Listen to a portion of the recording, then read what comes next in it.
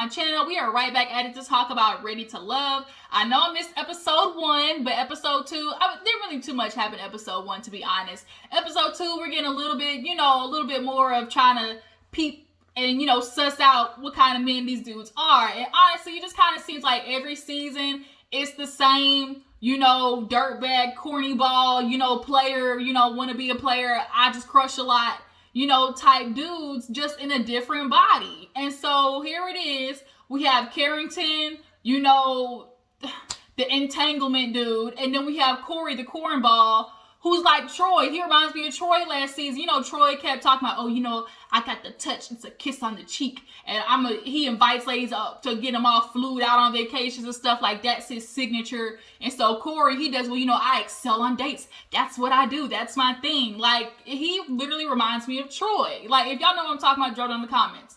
But yeah, of the two that were on the chopping block, if you ask me, I do think that they sent the right dude home. Carrington was salty, but that's okay. You just mad that all the women peep game. You not messing with young girls from the club that you used to. You messing with grown ass women, and they don't have time for the games that you're playing, Carrington. Period.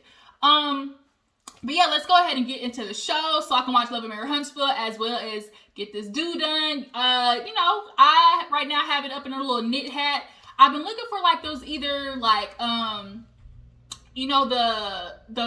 bonnets that have like the top knot bonnets or like the silk caps that you can wear out, they're still really cute. But I was at the beauty supply, they didn't have no silk ones.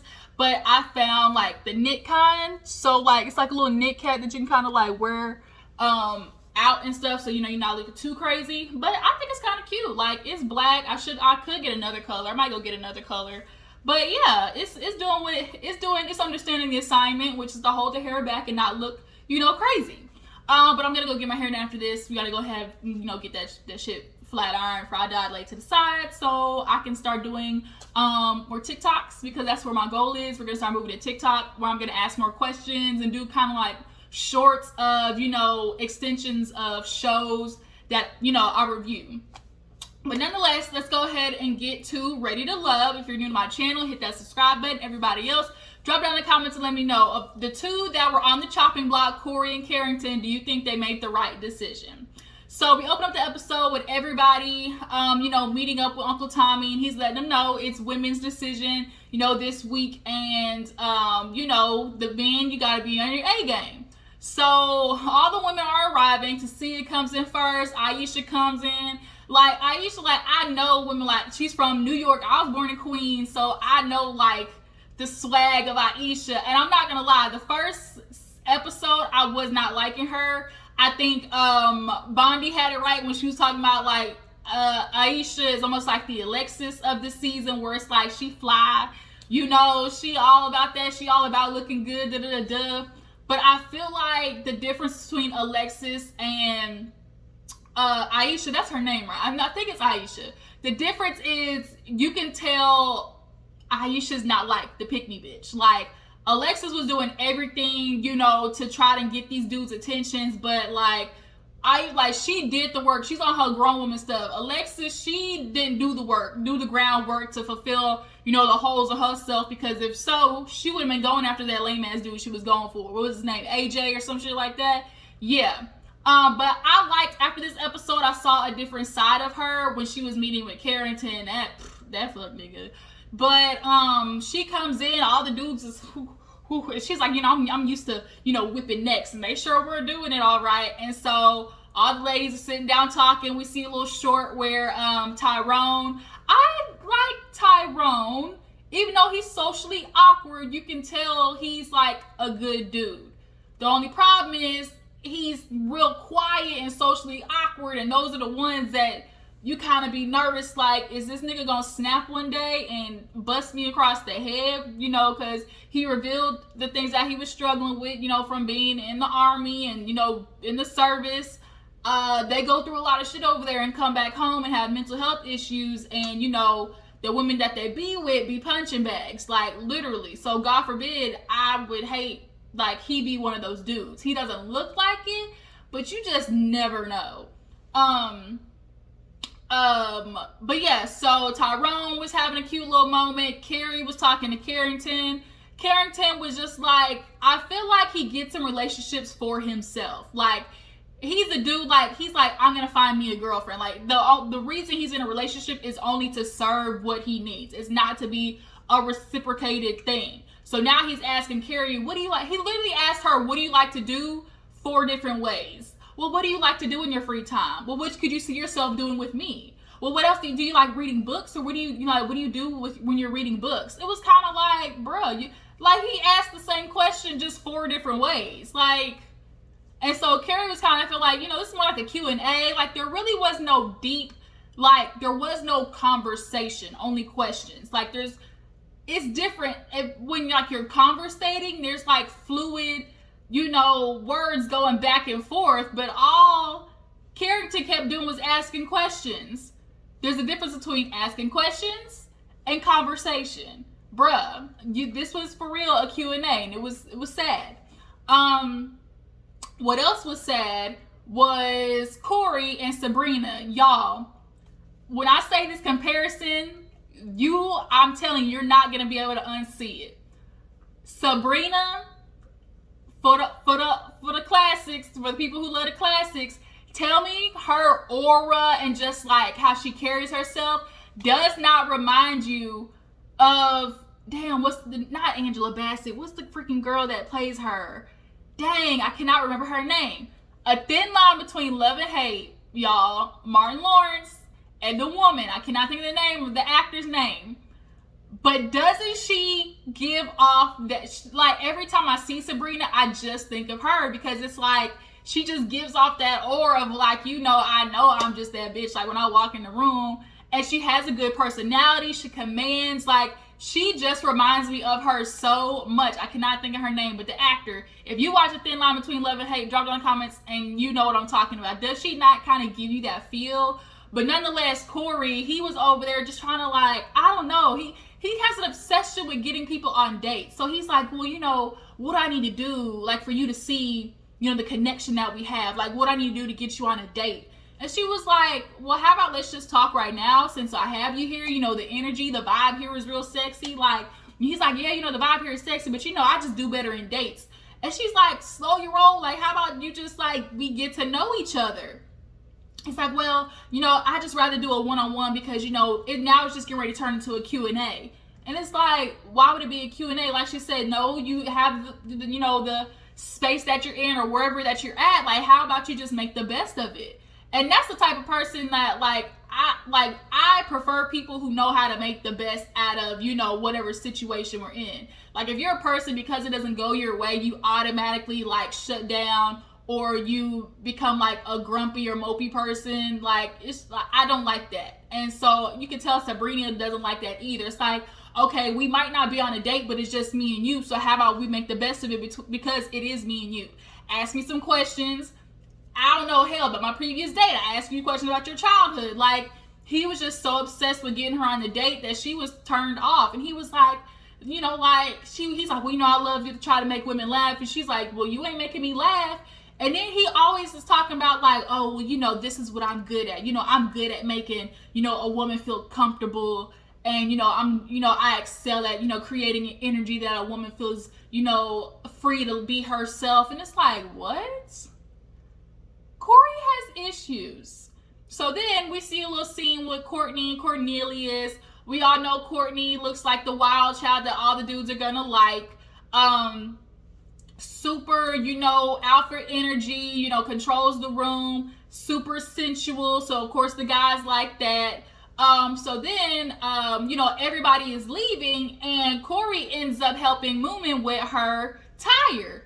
So Corey was like, I'm the type of dude, if you take 1 step, I'm gonna take 3. And that's why every woman is like, pump the brakes, because I said, nigga, you can get a handshake, but I didn't say this is gonna be a makeout session. Like, that's the type of dude Corey is.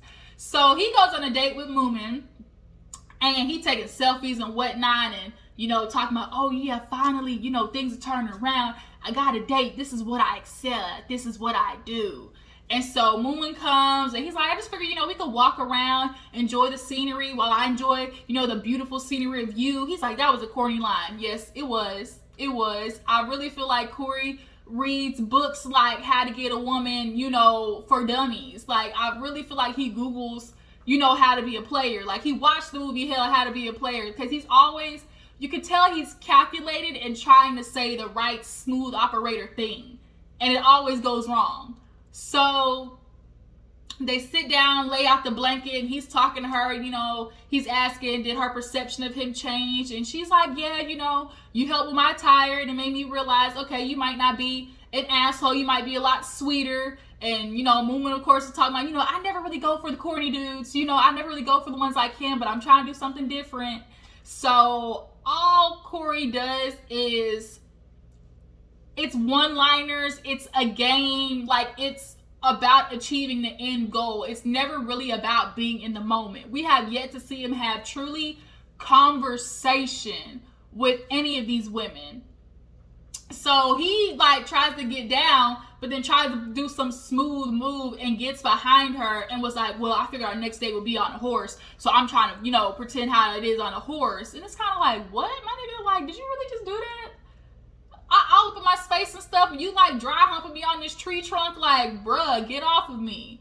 So it was awkward, and so all Moomin can think, like, he's corny, but he makes me laugh. Like, that's all he is.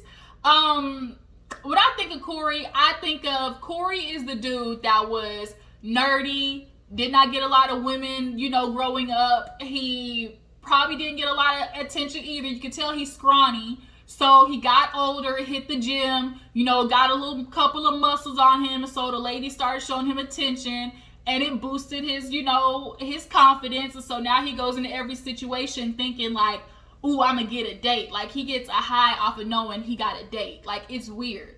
But you can definitely tell Corey did not grow up that nigga. Like, he did at all. And so now he feel like he got swole, and now all the women want him. So we see a little group date with Kamil, Cornelius, Courtney, and Walter. I think it was Walter. And Kamil, she crazy. Kamil is crazy. She's the type of, I claimed him, I put my stake on this man, don't nobody touch him. And it's like, Kamil, you gotta understand, there's a process to this show. You gotta let him date other women just like you gotta date other men. So Kamil starts asking questions like, are you a churchgoer? Like, what's your view on religion? And Walter, he's saying, you know, he's more spiritual. And then Cornelius, you know, he about the Holy Trinity, the Father, Son, and the Holy Ghost. And so is Courtney. She's like, you know, I want a dude that, you know, I could pray over, like he's gonna be mine. And so Cornelius was attracted to that. And Kamil saw their vibe. And I don't know why Kamil, she keeps going on dates with Cornelius to sabotage them. And she, like, Camille's crazy. I think she's the, you know, the tracker on the car type. She's the, you know, pop up at your mama house type. Like, Kamil looks like that, especially with the way her eyes was when all the ladies got together. Creepy. So then, of course, they start talking about, you know, like sexual chemistry, how important that is to the relationship. And Walter, he's like, you know, when I want it, I got to have it, which makes me feel that he's the type of dude that if his woman takes that off the table, he becomes a brat. Because there are dudes who are like that. They just feel entitled to a woman having to sleep with them, i.e. the Martells of the world. And instead of asking the woman, hey, what's going on, they decide to go out there and find another woman who satisfies that need, instead of asking your wife, hey, how come we haven't, you know, hooked up in a minute? Like, you know, for women, it's more of a mental thing. And so if she's closing herself off physically to you, that means something mentally is going on, and you should probably ask her what that is. So Walter kind of makes me feel like he's one of those dudes, the minute like that jumps off the table, he becomes like McGrumpy Pants. But then Courtney, of course, she's like, you know, my love language is touch. So she's touching on Cornelius. Kamil did not like that. And Cornelius right now is just kind of between Kamil and Courtney, but a lot of the ladies like him. There's something about Cornelius that gives me like he's a good dude, just with F-boy tendencies. Like, for the right woman, he would cut the shit out. But if it's not her, he's gonna have those little tendencies that Carrington has. And speaking of Carrington, let's get to the date with him and Aisha, because this was just telling right here. So he comes in talking about, oh, I'm on my A game, I'm dressed to impress, and so he sees Aisha, he's like, oh, stand up, let me look at you. And he's all about, oh, we would look good together. She's, polished. She's with the nails. That's the type of, I like that polished look. So and come to find out, he's in the nightlife. He event plans. He's like, that's his arena. So men like that typically are very visual, very surface, don't really get deep. What was the one on the previous season that was like that? He was, he was Ron. Was it Ron? Who does like clubs or something like that, and it's all about the look for him, which is why he was liking that the crazy light skinned girl with the big hair. But nonetheless, the way he was talking about, oh, I come with my A game, she looked real nice and polished, that's what I like. It's like, oh, you surface. So she starts talking to him and asking about his previous relationships, and he said, well, I can't really tell you I had previous relationships because I haven't had any. You're in your 30s and you're talking about you haven't had a relationship, Carrington. And come to find out, he's one of those entanglement situationships niggas. Like, when he was asked, like, okay, have you ever cheated, in this lifestyle, you're 30, are you ready to give up, women and really be in a relationship? Like, have you ever cheated and are you over that? And his reply to that was, well, I never cheated because, I never had a girlfriend. It was like that by design. I never really was in a relationship.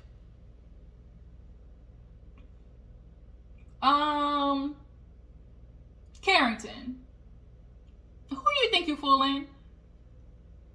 You're with all these women, but you were never in a relationship. So here's the question. Did the women know they weren't in a relationship? Because that's what it sounded like, Carrington.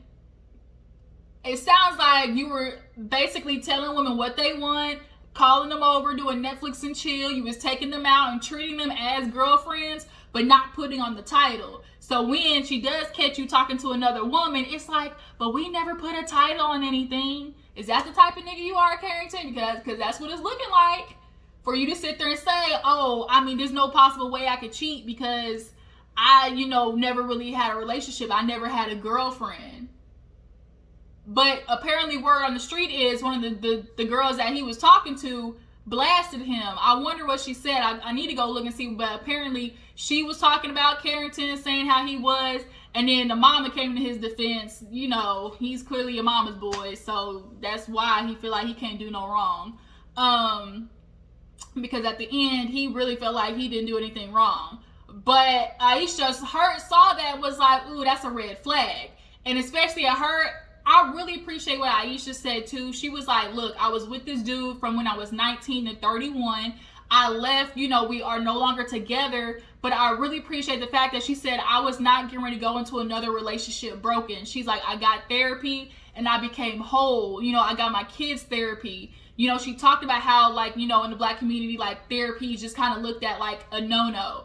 But she realized, like, once you break up with somebody, you're not in a relationship with them, of course there's going to be holes that need to be filled. And getting in another relationship is not going to do that. Like, two broken people can't come together and try to fix each other. Both people need to be whole for a relationship to actually work. So when she said that, I was like, oh my gosh, like, there's more depth to her than, we know. The fact that she, realized, like, I know I can't go into another relationship until I fix myself. So Carrington, I really think, like, he saw she was on some grown woman shit, and he knew he's not ready for that. He's not ready for that. Him being 33 and her 38, no go. So then there was another group date with Dante, Shiloh, Tasia, Zadia, and who else? Zadia and dang, what's that nigga name? Naeem, yeah. Naeem, I like Naeem. He's a little quiet. You gotta watch him. But there wasn't really too much of their day. Basically just them, conversating about what they need in relationships, what they're looking for. Shiloh, she's an intimacy coach, so she explains, like, she wants somebody who understands the difference between sensual and sexual. Dante's really feeling Shiloh as well as Naeem. Zadi is into Naeem, but she's also into Tyrone because they had a date. Tasia, I'm worried that Tasia is about to get the boot next episode. I really am. So Zadia, she actually went on a date with Tyrone, and Tyrone revealed he had PTSD. And he's, he has anxiety, and so working out helped with that. I think Zadia is in like the trainer world, so she understands that. And it was like, I really do like Tyrone, but like I said earlier, it's concerning. But I do think Zadia is very pretty. And her energy, like her smile, like she just has an energy that's very uplifting. And I do think her and Tyrone could be good together. So I think that was all the dates. So all the ladies get together, and Uncle Tommy, of course, asked them, what's popping? How you feeling? Aisha couldn't show up because she had a car accident.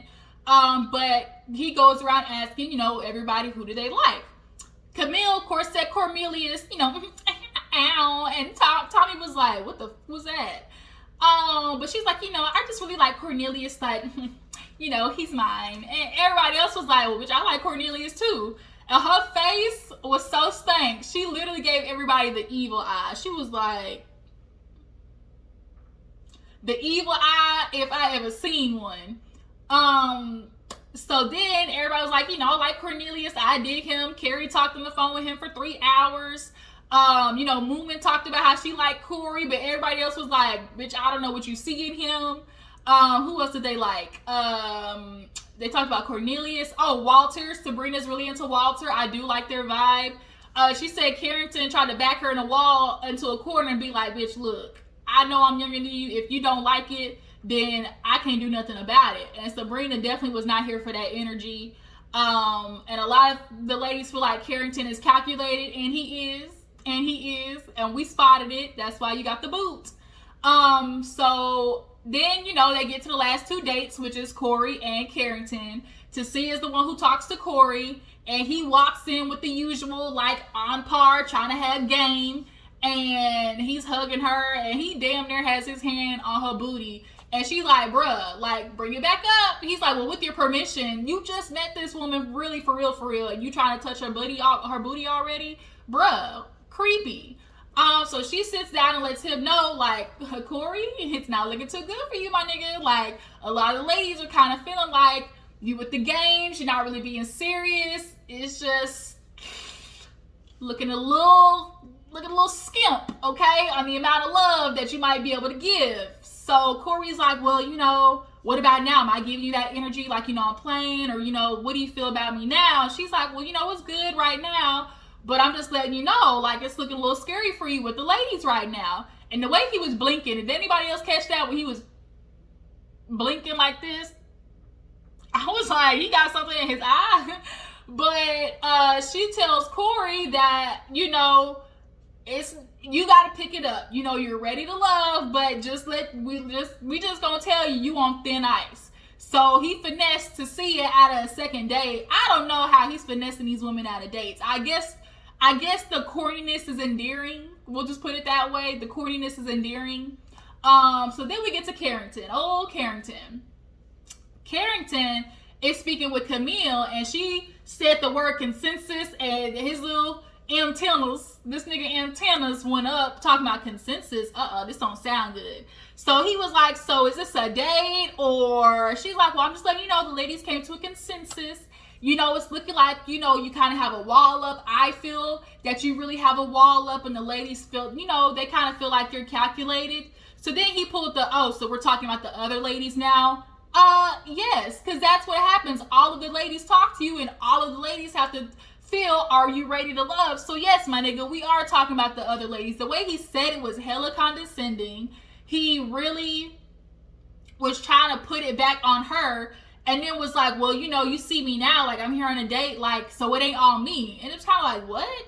Like, we have a chance to talk now, like, okay, here we got the table, let's reset, try to get to know me.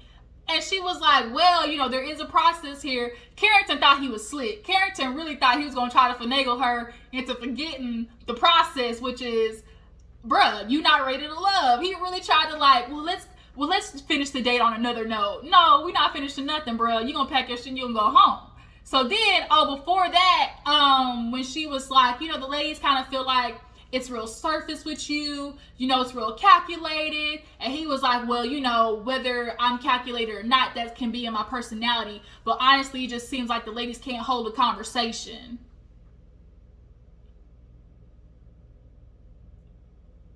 Carrington, do you hear yourself? Like, he pulled a Ron. When Alexis had to let Ron know, like, bruh, you not hitting right now, and he got pissed off and tried to put it on Alexis.